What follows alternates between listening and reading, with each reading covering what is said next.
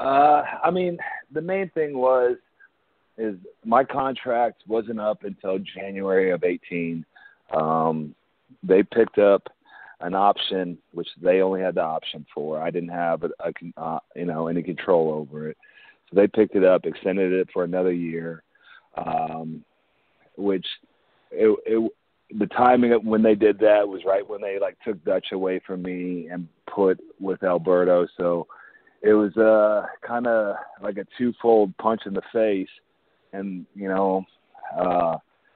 so about 6 months after that, I was like, okay, I need to renegotiate. And then they did the brand split again and moved me back to SmackDown. So it was looking like, okay, we're gonna be able to do something. And for whatever reason, they didn't like me over there. So I was like, okay, well, let's push the contract negotiations.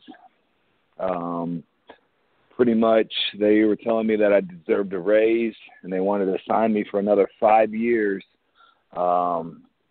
into my 40s. And what they were offering and what I had averaged over the decade that I had worked for them was way off. And so after 10 years with the company, personally, I needed to change, like I said earlier, to journey out and really become the best professional wrestler I can. But also, I needed to change to make them miss me, make them want me back. It's kind of a strange thing. It's kind of like relationships. The one that carries the least has the most power. So I needed to make them want me, and the main thing is they were not growing my brand anymore. Bottom line, they had stopped growing my brand. And so when that happens, you can get angry about it, but it's all business and it's all dollars. And, I was angry for a long time, but once this all came down and I looked at it as a business decision, I understood their side and I understood my side. We left on good terms. It's just something that we had to do. And I look forward to getting out there and really showing everyone, all of the Jack Swagger brand, not just what they wanted to show you guys.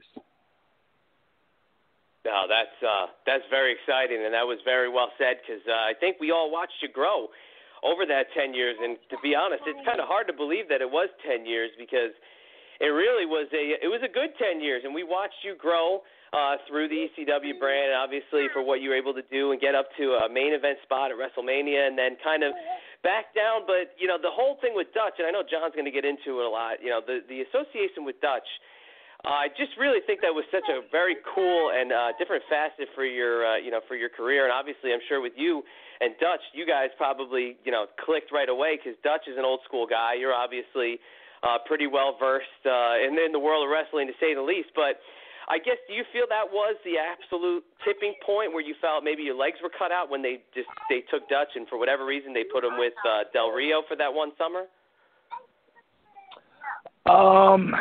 It wasn't the tipping point.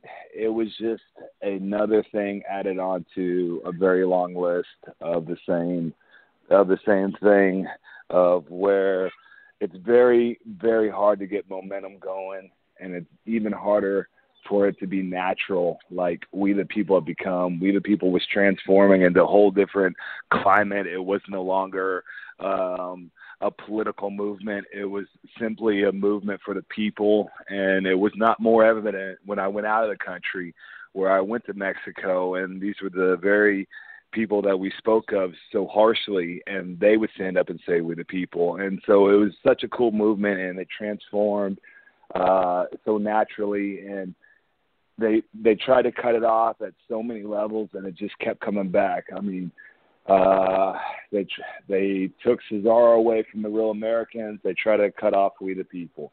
No, we turned babyface.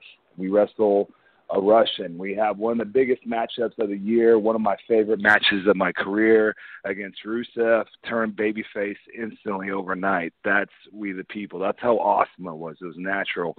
And then after that, nothing. Cut the legs out from it again. So, I'm not complaining. I'm very grateful for the 10-year career that I had. You know, that's way above average. I consider myself to be way above average, but, you know, it's just another thing. You know, it's not my company. I don't make the business decisions. One thing that Dutch always said about these types of things that I always took to heart is like either you can do it or you can go start your own wrestling promotion. So, you know, when you put it like that, it kind of puts it in perspective. But, you know, it's just one of those things where they saw it differently than we saw it, and then the fans saw it, which is okay. It's still there. It's still strong as ever. Well, we'll run with it, and we're not going anywhere.